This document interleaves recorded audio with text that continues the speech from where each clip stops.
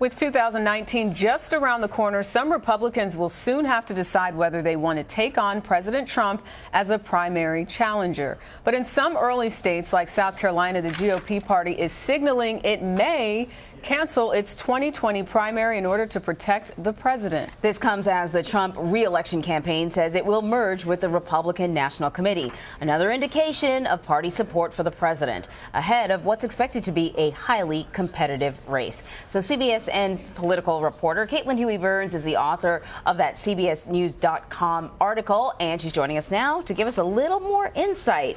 So I know it really was the Republican National Committee that gave the president his ground game in the last election. Clearly, they're not establishing a new ground game. They're getting together with the Republican National Committee, and the numbers in terms of his support may indicate why. So I'm just going to read these polls. This is the latest Gallup poll.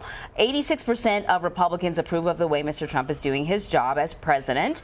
That is 48 percentage points higher than his approval rating among adults from all parties. So clearly Republicans are firmly behind him. Is this basically why it looks like he's the candidate, perhaps the only candidate that will be in competition? Well, we talk about his national approval rating being pretty low for a president, but his approval rating among Republicans is very high. Republicans, at least as we're talking about the base of the party, really like him and think he's doing a good job. So that, on paper kind of scares away any potential real challengers from going against him for the nomination. But still, it's very telling that you're seeing some of these state parties make some kinds of moves to protect him from any potential primary challenge, and merging with the RNC is a way to streamline resources and staff, but also to say, look, we're having a united Republican Party front, because there are a couple things hovering over this administration. Certainly the investigations that we've been talking about for the past year.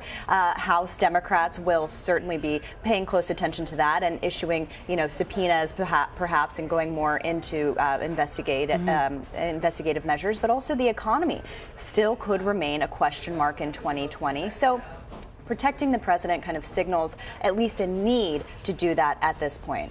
Caitlin, in an interview with the Washington Examiner, the chairman of the South Carolina GOP said this, quote, "We have complete autonomy and flexibility in either direction, considering the fact that the entire party supports the president. We'll end up doing what's in the president's best interest." How unusual is it for a state to take this position? Well, South Carolina has done this before. They did it in 2004 and by acclamation supported Bush at that time. So it's not totally unusual, but it is pretty newsy that they are saying essentially, look, he's the incumbent.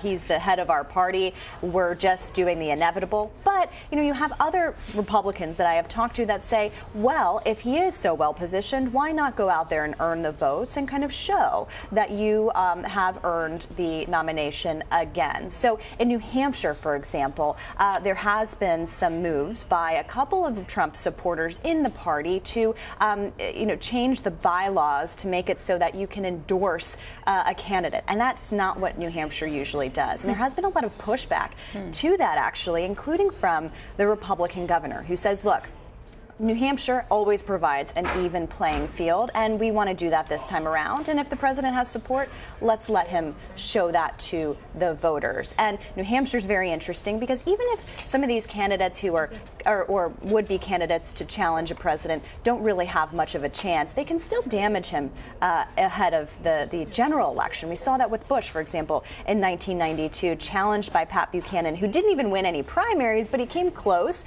and really put that challenge to then President Bush, and he, of course, lost his re-election campaign. So when I heard about this, I immediately thought of the Democratic Party and the criticism that they received after the last election for, backing Hillary Clinton and limiting the prospects for any other competitors, including Bernie Sanders, who emerged as, a valued competitor. And I thought, geez, this doesn't sound good. You're not supposed to sort of eat your young, as they say. What does this mean for other people who may be hopeful, who may be considering running? Well, you do have a couple people that have been talked about. We talk a lot about John Kasich, for example, the outgoing governor of Ohio, or someone like a Jeff Flake or a Bob Corker, senators who are leaving the Senate this year. There isn't really, it's not clear what the constituency is for that, because, again, he remains pretty popular, the president, among Republicans. Among Republicans? But don't they want others, perhaps, to win over some other people? Well, remember, we just got out of this midterm election where Republicans lost a lot of support in the suburbs, and especially among women. And I talked to Kasich's campaign or top advisor yesterday, who said, look, we have a lot of time to figure out what to do, but they're also not weighing, they're not outruling an independent bid, perhaps. So we're kind of keeping some eyes on that. But again, this is also a way for Republicans to shore up the support ahead of the general election, where they know there are lots of Democrats really chomping at the bit to take on this president, and they want to get ahead of that and really take advantage of incumbency. Very interesting, Caitlin. Thank you. Thank you. And for more of Caitlin's reporting, be sure to check out her article on CBSNews.com.